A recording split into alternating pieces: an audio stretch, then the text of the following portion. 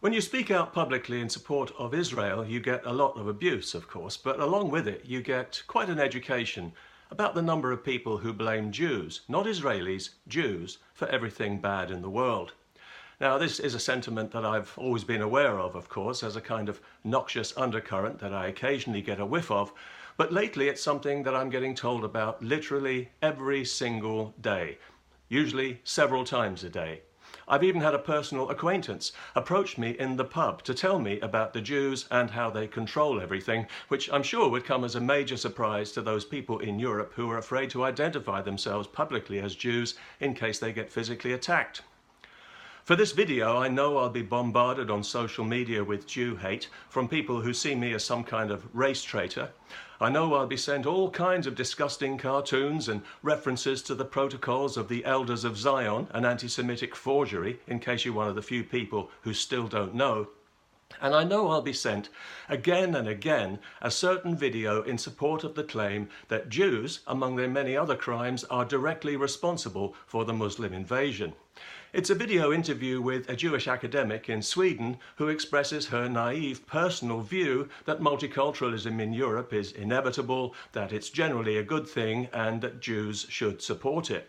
To a number of unhinged individuals, this amounts to incontrovertible proof that Jews are masterminding Islam's invasion of Europe, despite being among the people most heavily threatened by it.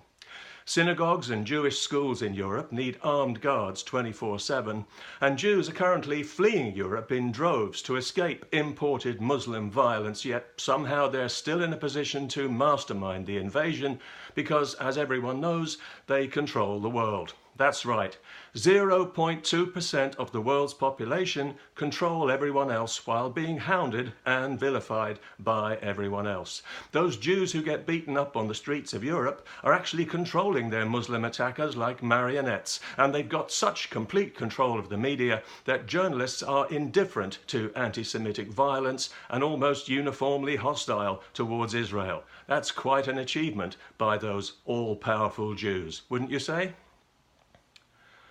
The fact is that Jew hatred has become a lot more fashionable recently in Europe. It's been fairly dormant since the Second World War for obvious reasons, but like a seed that just needs a few drops of water to sprout into life, it's been nourished by a flood tide of Jew-hating Muslims. Currently, 16 countries in the world ban Israelis from entering. The one thing that unites them is Islam, a religion that hated Jews long before the State of Israel was ever thought of. If Israel was a Christian country, there wouldn't be any such blacklist, and the situation in the region would be very different. Yes, there would be hostility, because there always is from Islam, but there wouldn't be this relentless, hysterical demonization, and generations of Arab children wouldn't be hypnotized into hatred and bloodlust from infancy. But Israel is not a Christian country, it's a Jewish one.